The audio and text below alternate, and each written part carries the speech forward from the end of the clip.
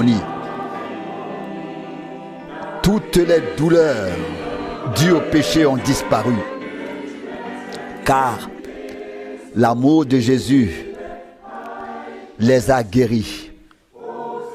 Oh, bienheureux entièrement effacé en lui. Je ne veux rien, je ne désire rien de plus que de plonger encore plus profondément dans ce grand océan d'amour.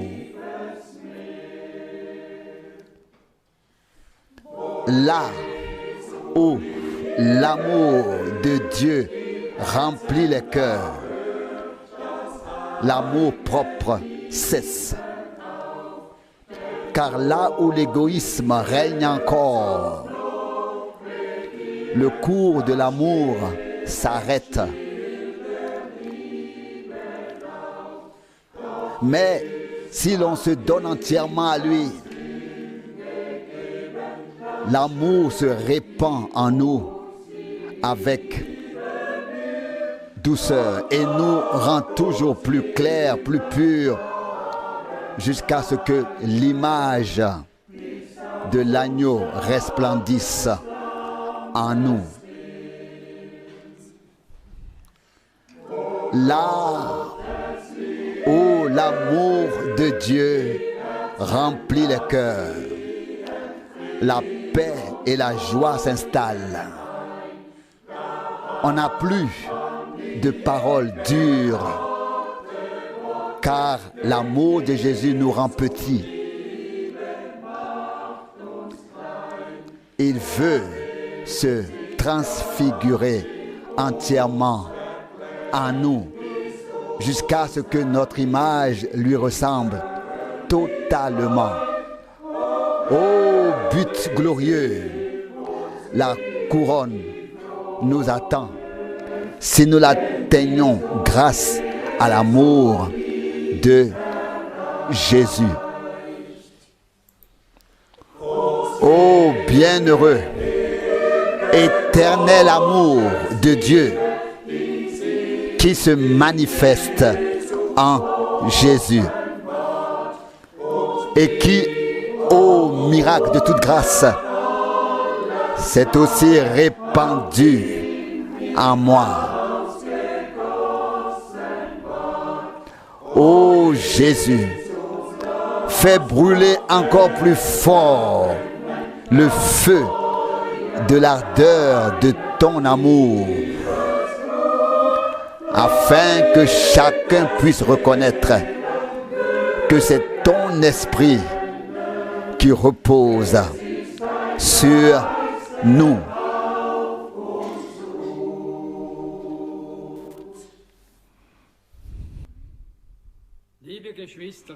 Chers frères et sœurs dans le Seigneur,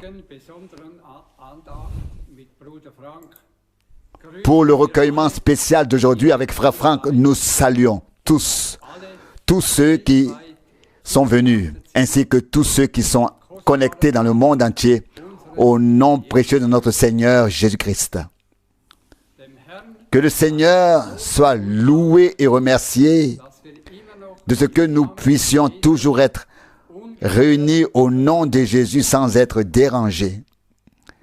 Nous sommes venus pour faire une nouvelle expérience avec le Seigneur et pour regarder à sa venue prochaine. Que le Seigneur nous fasse grâce et nous prenne tous avec lui lors de sa glorieuse seconde venue. La table du Seigneur est toujours richement garnie. Nous ne remercierons jamais assez le Seigneur de nous permettre d'entendre à nouveau aujourd'hui une prédication inspirée par l'Esprit de la part d'une personne appelée à parler. En ce dimanche de Pâques, nous voulons nous souvenir avec une grande reconnaissance du plus grand événement de la rédemption accomplie qui s'est produite pour nous aussi il y a 2000 ans à Golgotha. En guise d'introduction, je voudrais maintenant lire le chapitre entier d'Ésaïe 53. Ésaïe 53, le chapitre entier. Qui a cru à notre annonce? Et à qui le bras du Seigneur a-t-il été révélé? Il s'est élevé devant lui comme une faible plante, comme un rejeton qui sort d'une terre desséchée. Il n'avait ni beauté, ni éclat pour attirer nos regards, et son aspect n'avait rien pour nous plaire. Non, il était méprisé et abandonné des hommes, homme de douleur et familier à la maladie, oui, comme celui devant qui on se voile la face, méprisé, si bien que nous le regardions comme un moins que rien. Pourtant, c'était nos maladies qu'il a portées et c'était de nos douleurs qu'il s'était chargé alors que nous le pensions puni, frappé de Dieu et martyrisé. Mais il était blessé pour nos péchés, brisé pour nos iniquités.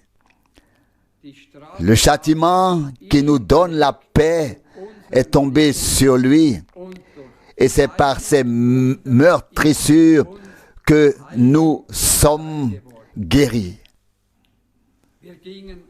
Nous étions tous égarés comme des brebis, chacun suivant sa propre voie.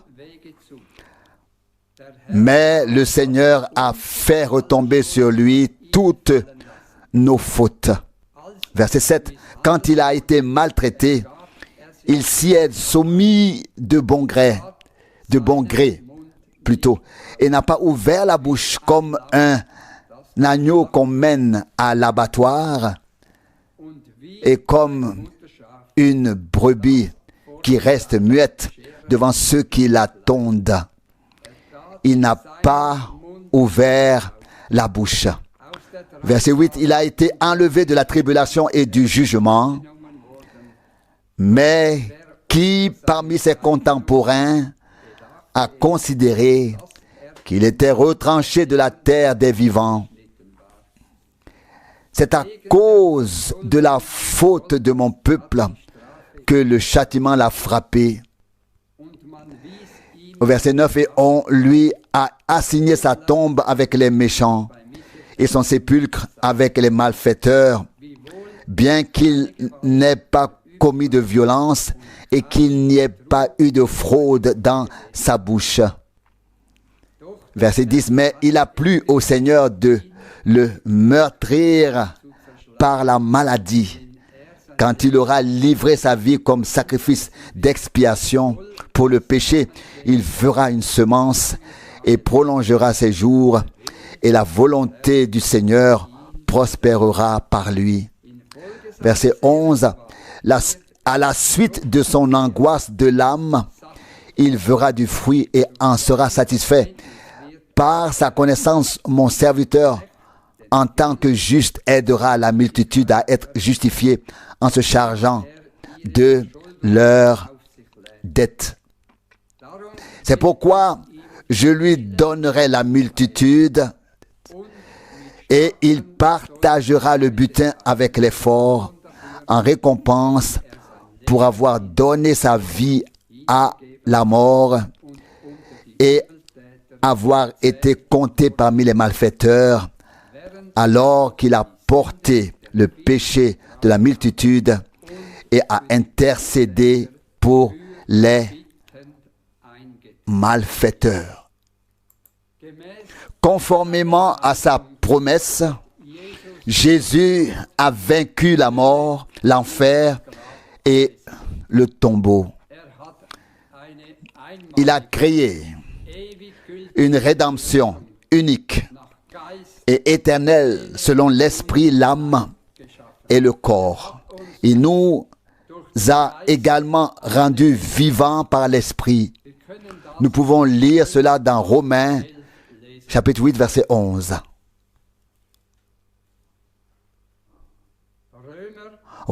Romains, chapitre 8, je lis le verset 11.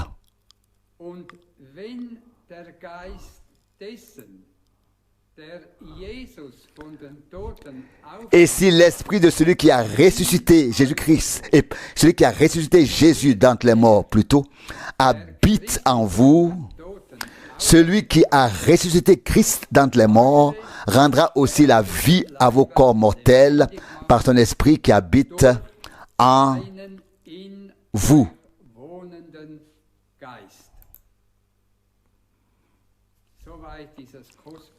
Jusqu'ici, cette précieuse et sainte parole. Puisse le Seigneur nous accorder à tous, par grâce, cette puissance de résurrection vivifiante. Nous voulons prier et nous lever pour cela.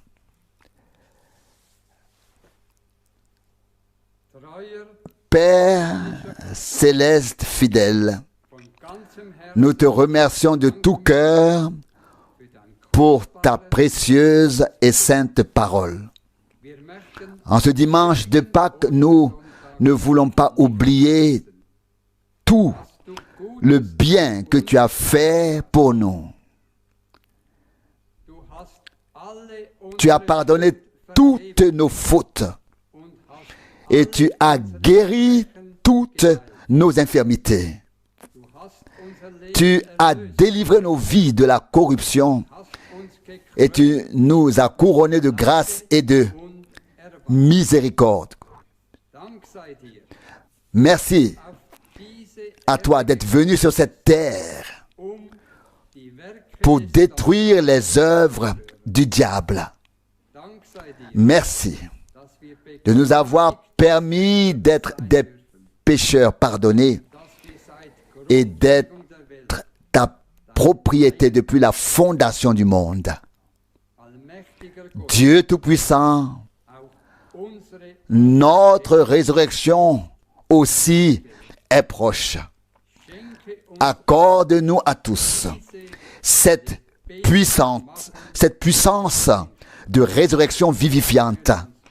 Ô Dieu, nous nous réjouissons et te remercions d'avoir prévu pour nous un corps de résurrection et de pouvoir passer l'éternité avec toi et ensemble. Seigneur, bénis-nous aujourd'hui d'une manière particulière. Bénis en particulier ton fidèle serviteur et accorde-lui, dans son âge avancé, une double mesure de force et de grâce. Et bénis ses lèvres lorsqu'il s'adressera ensuite à nous. Fais que nous ne regardions tous que toi, car tu es celui qui suscite notre foi et la rend parfaite. Que ton Esprit Saint vienne sur nous tous aujourd'hui. C'est notre prière à tous au nom saint de Jésus. Amen. Chers frères et sœurs dans le Seigneur, je vous salue moi aussi très très chaleureusement de Zurich. Et nous vous remercions aussi pour tous les vœux de bénédiction qui ont été adressés à Zurich et à l'Assemblée. Et nous sommes très reconnaissants pour nos frères, pour les frères servants, frère Baumgartner, frère Scherer, frère Keller. Dans la parole d'introduction, nous avons déjà entendu l'essentiel de ce qui doit être considéré aujourd'hui. Il s'agit de la rédemption accomplie sur la croix à Golgotha. Il s'agit du fait que notre Seigneur et Rédempteur soit venu à nous, qu'il se soit fait homme et qu'il ait pris sur lui toutes nos fautes et tous nos péchés. Et comme il est écrit, le châtiment de tout ce que nous avons fait est tombé sur lui, a été mis sur lui afin que nous ayons la paix, et par ses meurtrissures, la guérison nous a été donnée. Ésaïe 53 est le chapitre le plus précieux de toute la Bible. Et nous remercions le Seigneur de ce qu'il n'est pas seulement écrit, mais qu'il est devenu une réalité divine sur la croix à Golgotha. Oui, frères et sœurs, il ne nous reste qu'une chose à faire, c'est de remercier et accepter dans la foi tout ce qui nous a été donné, le pardon, la réconciliation, la grâce et le salut, tout ce qui nous a été donné en notre Rédempteur, et faire l'expérience que le Seigneur a vraiment fait pour nous, ce qu'il a fait sur la croix, a fait pour toi et pour moi, que tu étais là, que j'étais là, car c'est ce qui est écrit.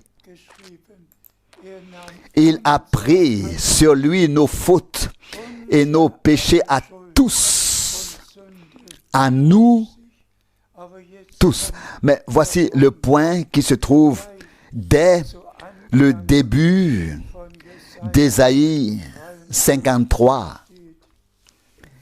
Qui a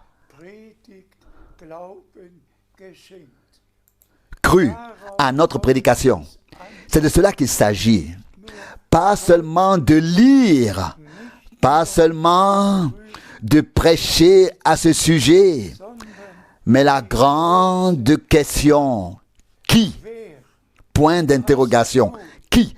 As-tu, nous, de tous les peuples, de toutes les langues, nous qui croyons le message divin avant le retour de Jésus-Christ,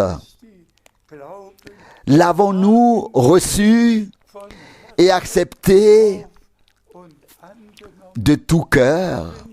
Avons-nous accordé la foi totale à la prédication de ce qui s'est passé à Golgotha? Et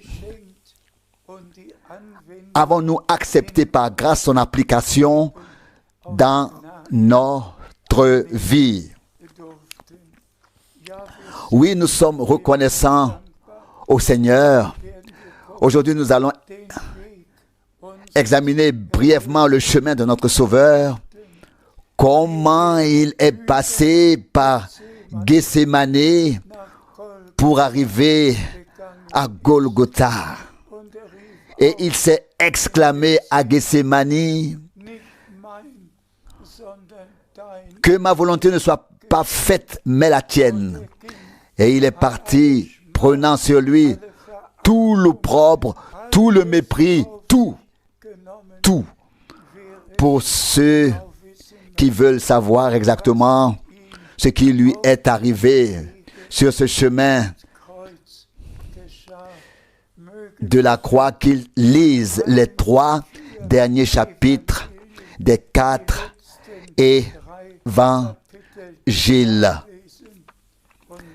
Et alors, les larmes de gratitude nous viennent pour ce que notre Seigneur a fait pour nous par grâce. Nous allons maintenant lire encore quelques passages bibliques. Je t'en prie, frère Borg. Nous lisons de Jean 3, verset 16. Jean 3, verset 16. Car Dieu a tant aimé le monde qu'il a donné son Fils engendré de lui, afin que quiconque croit en lui ne périsse point, mais qu'ils aient la vie éternelle. Amen. Frères et sœurs, nous pouvons parler d'amour, mais Dieu a prouvé son amour en rachetant par grâce la création perdue dont nous faisions partie, en la sortant de la chute et en nous rendant la filiation divine par grâce. Par grâce. Nous avons reçu l'établissement dans la filiation. Nous sommes des fils et des filles de Dieu. S'il vous plaît, prenez cela à cœur. Prenez cela à cœur. Dieu nous a tant aimé, toi et moi, le monde, tant aimé le monde, qu'il a donné, livré pour nous, son Fils, engendré par lui, qui a versé son sang. Et frères et sœurs, le sang a d'abord coulé sur la terre, sur le sol, mais ensuite, le Seigneur est entré dans le sanctuaire céleste avec son propre sang pour y offrir dans le lieu très saint, sur l'arche de l'alliance, le sang qui parle pour nous. Oh, comme nous pouvons être reconnaissants. S'il vous plaît, je vous en prie, croyez que Dieu nous a tant aimés. Croyez-le. Et nous le remercions. La parole lue est aussi l'un des passages bibliques les plus importants, voire l'un des plus importants que nous ayons dans le Nouveau Testament. S'il te plaît, nous lisons de 2 Corinthiens, chapitre 5, verset 19. 2 Corinthiens, chapitre 5, verset 19. Car Dieu était en Christ et a réconcilié le monde avec lui-même, ne leur imputant pas leurs transgressions, et il a mis en nous la parole de la réconciliation. Loué et exalté soit notre Dieu. Dieu était ici sur terre, en Christ, et a accompli ici la rédemption. Et nous pouvons annoncer la réconciliation, la rédemption.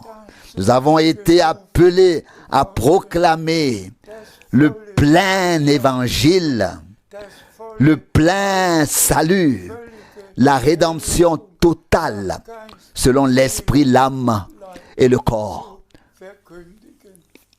Oui, que le Seigneur en soit remercié. Les deux passages bibliques appartiennent à Ésaïe 53. Loué et exalté soit notre Seigneur, s'il te plaît. Nous lisons de 2 Corinthiens 5, Maintenant le verset 20. 2 Corinthiens 5, verset 20. C'est donc pour le Christ que nous parlons, comme ses envoyés, puisque c'est par nous que Dieu avertit. C'est pour le Christ que nous demandons. Soyez réconciliés avec Dieu. Amen. C'est aujourd'hui encore l'ordre divin, le mandat divin dans la prédication, de ne pas parler uniquement de la fin des temps, du message que Dieu a envoyé, mais de mettre au centre le cœur de la rédemption accomplie. Et pour cela, nous sommes reconnaissants de pouvoir porter de manière équilibrée le message divin et d'inclure dans la prédication tout ce qui en fait partie. La repentance, le pardon, le renouveau, la nouvelle naissance, d'être rempli du Saint-Esprit. Nous pouvons tout inclure dans la proclamation et nous pouvons tout vivre et expérimenter par la grâce. Loué et exalté soit notre Seigneur. S'il te plaît, nous lisons Romains 8, verset 22. Romains 8, verset 22. Nous savons en effet que jusqu'à présent, toute la création gémit encore partout et attend avec douleur une nouvelle naissance. Que le Seigneur en soit remercié. Toute la création attend d'être renouvelée, d'être ramenée à l'état initial, tel qu'il était avant la chute, où le lion et l'agneau pourront paître ensemble, où il n'y aura plus de mal sur la terre. Et nous savons que c'est proche, que le temps est très proche de la fin et que toute la création attend. Et nous aussi, nous attendons d'être emportés de l'éphémère à l'incorruptible. À l'incorruptible. S'il te plaît. Nous lisons de Romains 8, le verset 23. Mais non seulement elle, mais nous aussi, qui possédons déjà l'Esprit comme premier don, nous gémissons de même en nous-mêmes, attendant la manifestation de la stature de Fils, c'est-à-dire la rédemption de notre corps. Amen. Comme le plan de salut nous a été merveilleusement présenté dans la parole de Dieu, non seulement la création, mais tous les croyants attendent d'être retirés de ce corps périssable. Et cela se produira lors du retour de Jésus-Christ, sur lequel nous pouvons compter à tout moment. Et comme l'Esprit de Christ a pris place en nous, a établi sa demeure en nous, ainsi la puissance de Dieu donnera vie à nos corps mortels. Tout comme notre Rédempteur est venu dans un corps mortel et que ce corps mortel a pris l'immortalité et que notre Seigneur a pu dire, j'étais mort, mais voici que je vis dans toute l'éternité. Nous aussi, nous avons reçu la vie éternelle et nous vivrons éternellement. Que notre Seigneur soit loué pour la rédemption accomplie. S'il te plaît, nous lisons de Philippiens chapitre 2, le verset 8. Philippiens chapitre 2, le verset 8. Il s'est abaissé lui-même et fut obéissant jusqu'à la mort, même la mort sur la croix. Philippiens 2, verset 8. C'est ce qui s'est passé. Notre Sauveur est devenu obéissant. Nous savons tous ce qui est arrivé à Adam. Adam n'écoutait plus la voix de Dieu, mais celle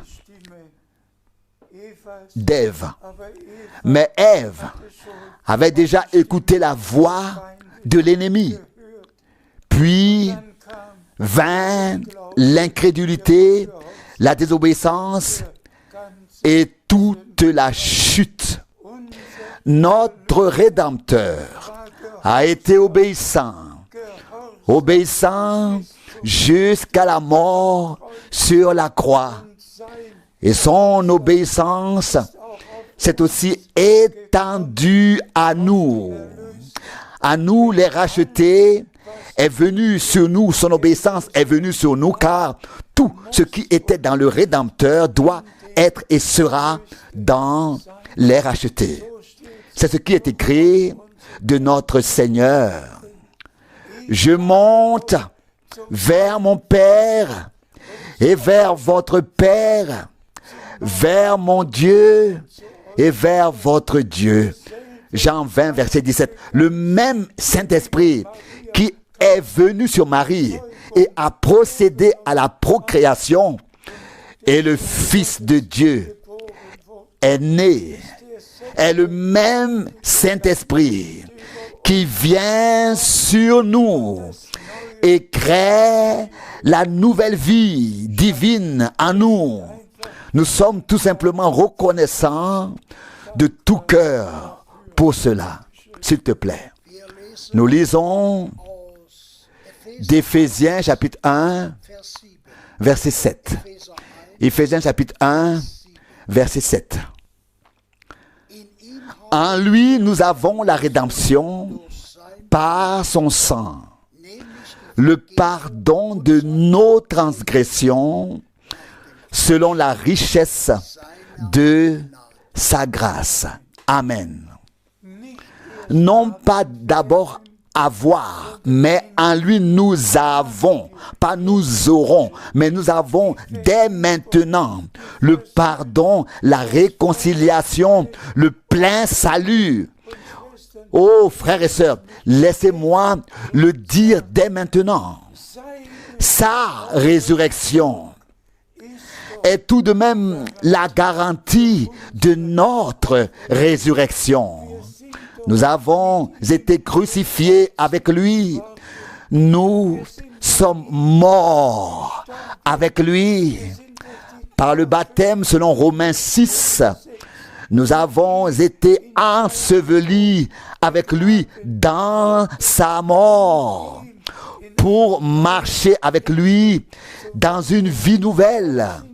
Ce sont pourtant des faits divins qui ont été manifestés dans notre vie.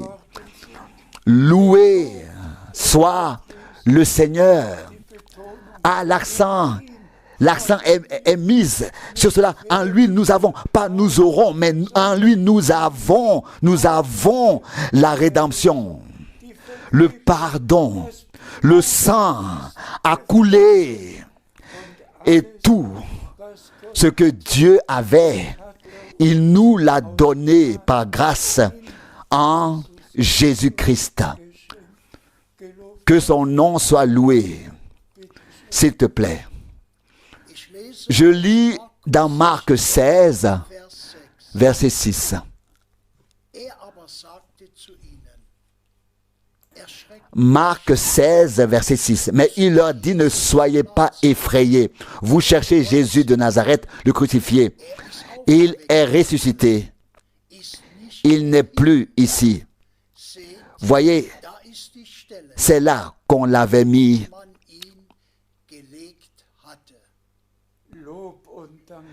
Louange et action de grâce au Seigneur. Nous sommes maintenant à la résurrection de notre Seigneur et Rédempteur bien-aimé. Il n'est plus ici. Le tombeau est vide. Il est ressuscité. Il est vivant. Il vit. Loué soit notre Seigneur. Comme cela a été prédit et souligné par notre Seigneur le troisième jour. Et tout s'est passé comme l'Écriture l'avait dit. Chaque parole de Dieu a été accomplie. Au cours des dernières 24 heures, en relation avec la crucifixion, 24 prophéties de l'Ancien Testament se sont réalisées, se sont accomplies. Tout s'est passé comme Dieu l'avait prédit par les prophètes dans tout l'Ancien Testament. Et notre Seigneur est ressuscité. Il est vivant. Alléluia. S'il te plaît.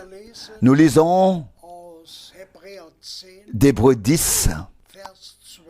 Hébreux 10, verset 12. Hébreux 10, verset 12. Celui-ci, au contraire, n'a offert qu'un seul sacrifice pour les péchés. Puis, il s'est assis pour toujours à la droite de Dieu. Des louanges et des remerciements au Seigneur. Chaque année, le souverain sacrificateur devait entrer de nouveau dans le lieu très saint avec le sang des agneaux. Mais notre Rédempteur est entré une fois pour toutes avec son sang précieux et saint dans le lieu très saint, là où se trouve l'arche d'alliance et l'autel avec la fumée du sacrifice, avec une rédemption éternelle. S'il vous plaît, prenez cela à cœur, frères et sœurs. Ne laissez pas le doute s'installer. Ne laissez pas l'incrédulité s'installer. Mais croyez une fois pour toutes que notre Seigneur est vraiment entré dans le sanctuaire céleste et qu'il a accompli une rédemption éternelle pour nous, pour moi, pour toi, une rédemption éternellement valable. Loué soit notre et exalté soit notre Seigneur. Acceptez cela dans la foi. Amen. S'il te plaît. Nous lisons d'Hébreux 10. Maintenant le verset 13. Hébreux 10, le verset 13. Attendant désormais que ses ennemis soient devenus son marchepied. Remerciez soit le Seigneur. Il attend, en tant que le vainqueur de Golgotha, jusqu'à ce que ses ennemis vaincus soient devenus son marchepied. Et nous savons tous que nous sommes si proches, mais si proches du retour du Seigneur. Et nous savons tous, le Seigneur achèvera son œuvre de rédemption avec les siens et tous les ennemis vaincus deviendront son marchepied et nous régnerons avec Christ, notre Seigneur, notre Rédempteur et notre Roi.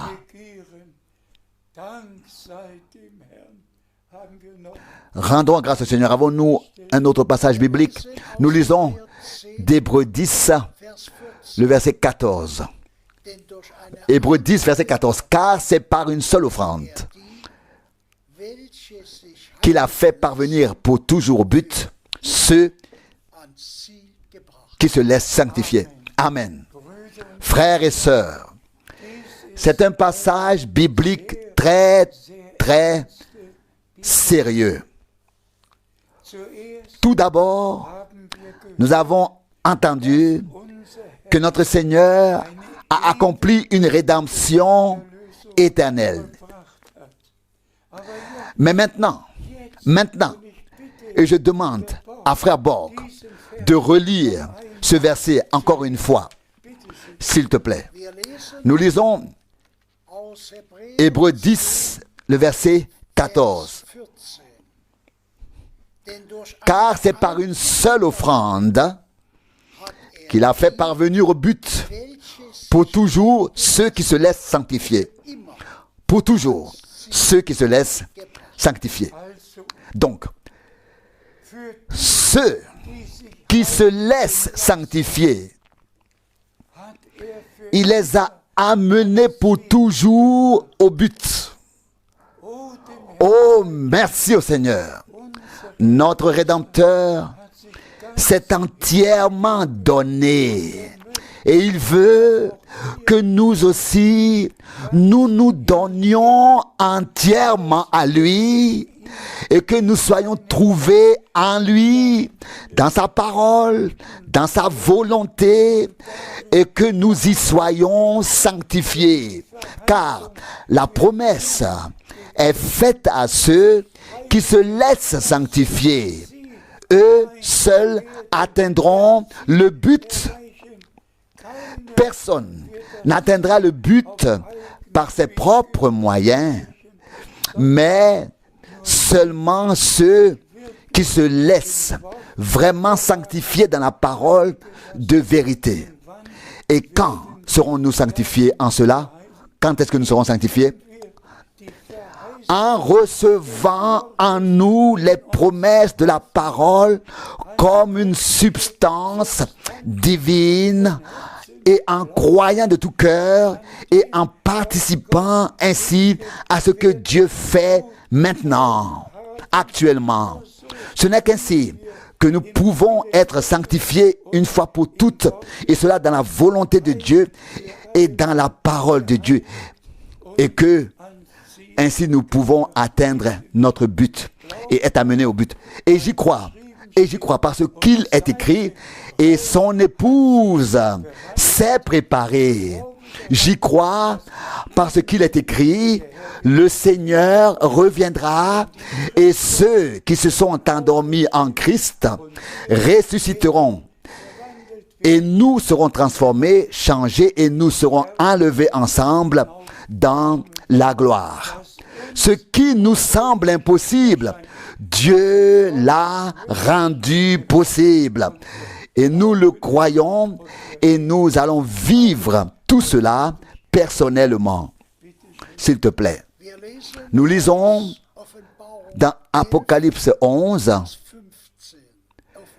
verset 15. Apocalypse 11, verset 15. Le septième ange sonna de la trompette, et il y eut dans le ciel de fortes voix qui disaient: le royaume du monde est remis à notre Seigneur et à son oint, et il régnera comme roi dans toute l'éternité. Louange et action de grâce soient rendues au Seigneur. Frères et sœurs, nous qui avons reconnu et pouvons dire avec foi, nous qui avons reconnu le ministère de frère Branham et pouvons dire avec foi qu'il était le prophète promis qui devait venir avant le grand et terrible jour du Seigneur pour ramener le cœur des enfants de Dieu à la foi des pères. Nous croyons de tout notre cœur. Mais il a vraiment mis l'accent sur un passage biblique très très souvent, à savoir Apocalypse 10. Et dans Apocalypse 10, il y a la promesse que lorsque le 7e ange sonnera de la trompette, alors tout le mystère de Dieu sera accompli, achevé. Et ici, nous avons lu que le Seigneur établira alors sa royauté. Alors, tous les ennemis seront placés comme un marchepied à ses pieds. Et frères et sœurs, frère Branham a été le dernier messager de l'Église et nous a apporté le dernier message pour remettre tout en place, pour rétablir toutes choses. Et cela se passe sous nos yeux.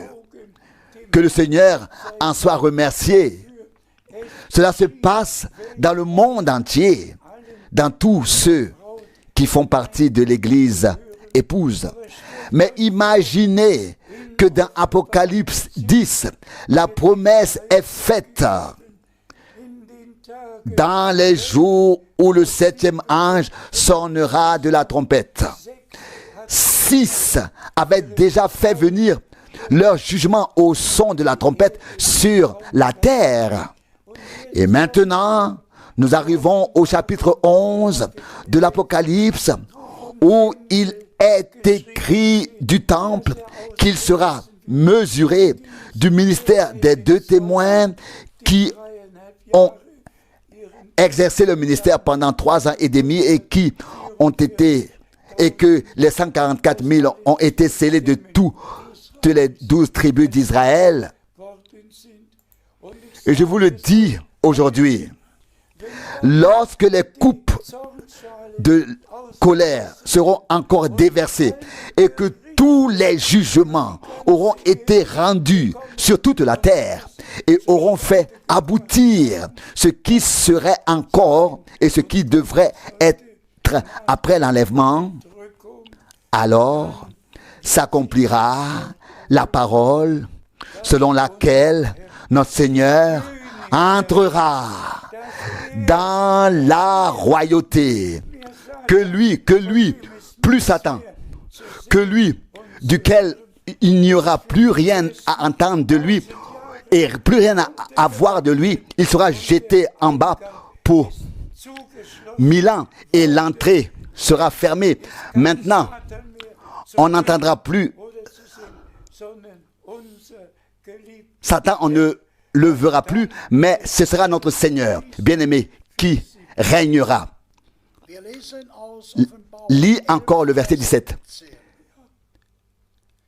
Maintenant, Apocalypse 11, verset 17.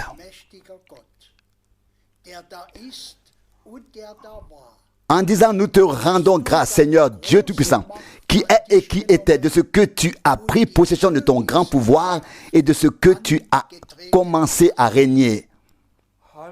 Alléluia. Nous savons tous que notre Seigneur reviendra en tant qu'époux pour prendre son épouse au festin des noces. Mais après les 7 ans, c'est le règne qui commence. Et maintenant, nous pouvons quand même nous laisser inclure. Seigneur, nous te remercions parce que tu vas commencer ton règne. Parce que l'ennemi ne règne plus ici et là. Mais nous te remercions. Frères et sœurs, ce sera comme ça. Remercions dès aujourd'hui le Seigneur de ce qu'il achèvera son œuvre avec son Église rachetée, de ce que l'enlèvement aura lieu, de ce que tout se passera comme il est écrit. Et ensuite, nous te remercions, Seigneur Dieu Tout-Puissant, de ce que tu as enfin commencé ton règne. Tu es entré dans ton règne et que nous pouvons régner et gouverner avec toi en tant que roi et sacrificateur. Tout cela arrive et je vous le dis, c'est à notre porte. L'achèvement de toutes ces choses est si proche que nous pouvons relever la tête et remercier le Seigneur dès maintenant. Dès maintenant. Déjà maintenant. Avons-nous encore un passage biblique? Nous lisons le dernier passage biblique de 1 Pierre, chapitre 4, verset 7. 1 Pierre 4, verset 7. La fin de toutes choses est proche. Soyez donc sages et sobres pour vaquer à la prière. Amen. Frères et sœurs,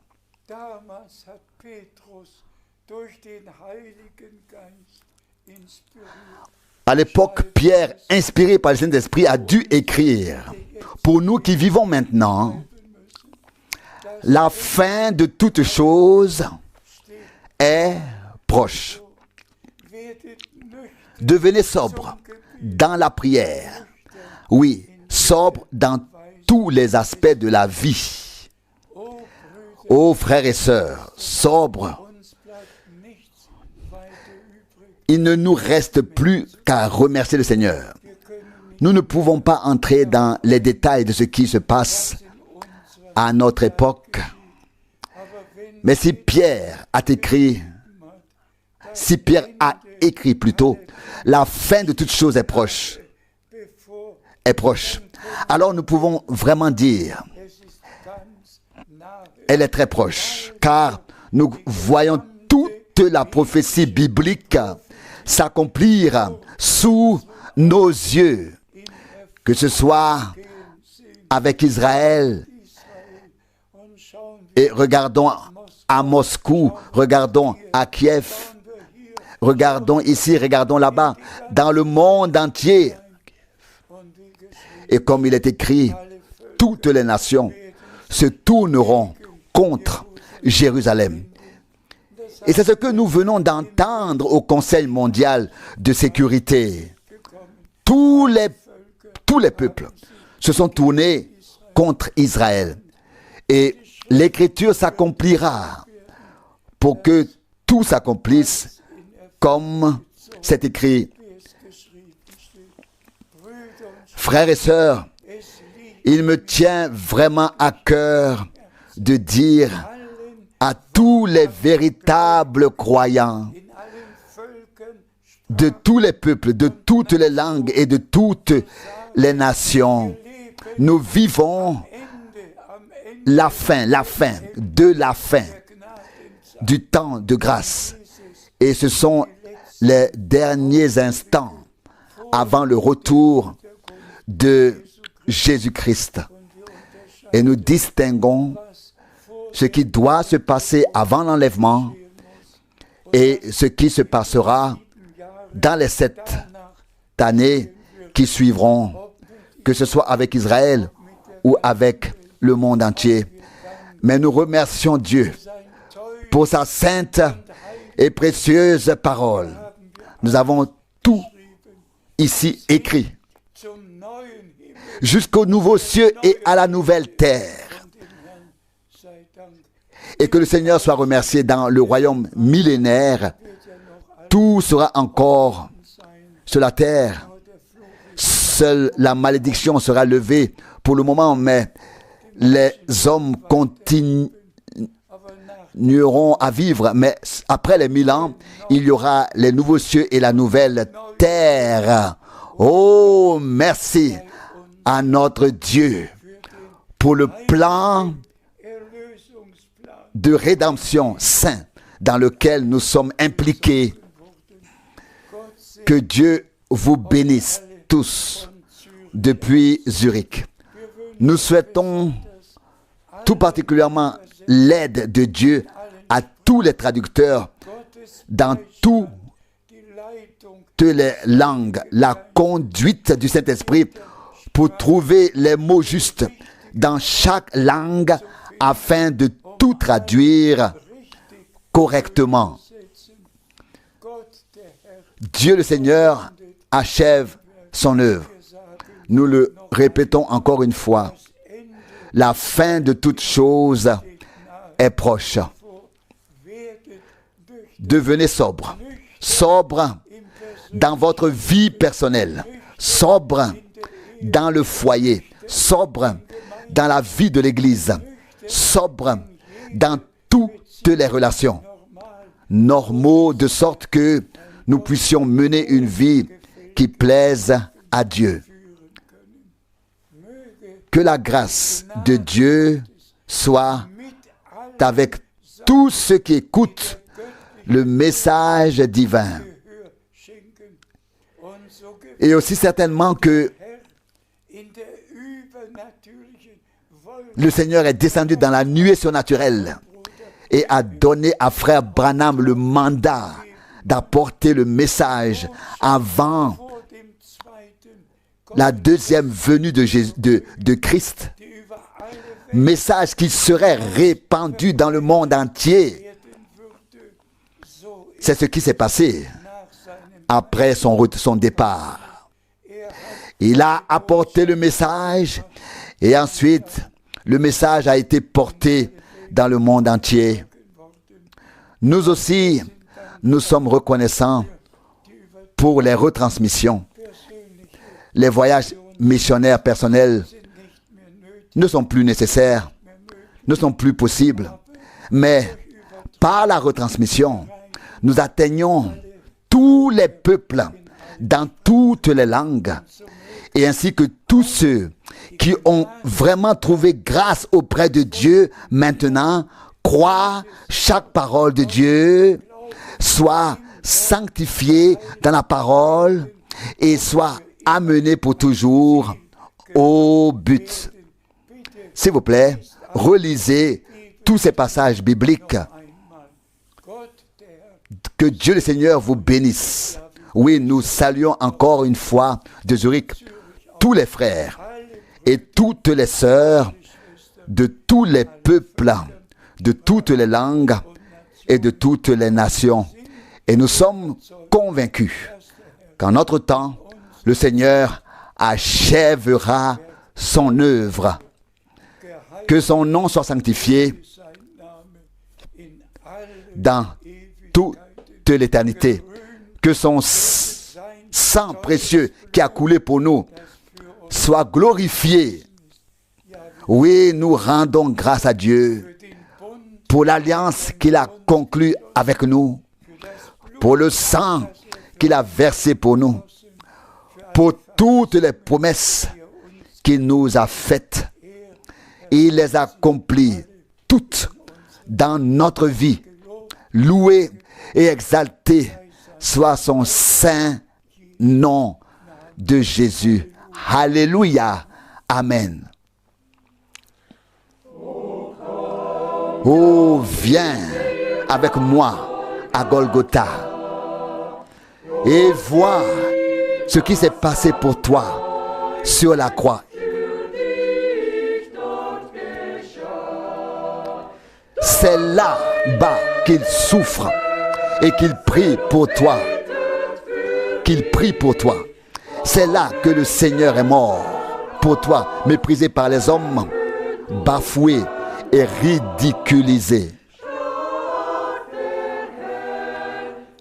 Le Seigneur mourut pour toi. Oh, viens avec moi à Golgotha. le Sauveur du monde, il saigne.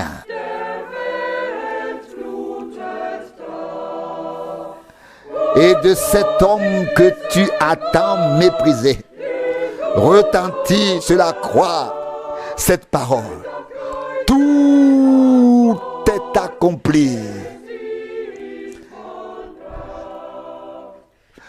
Il l'a fait pour toi.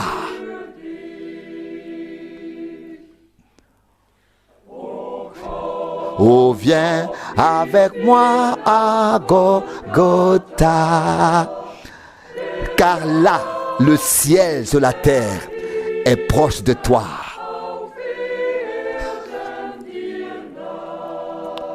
Oh, vois, Jésus a pris sur lui tes péchés.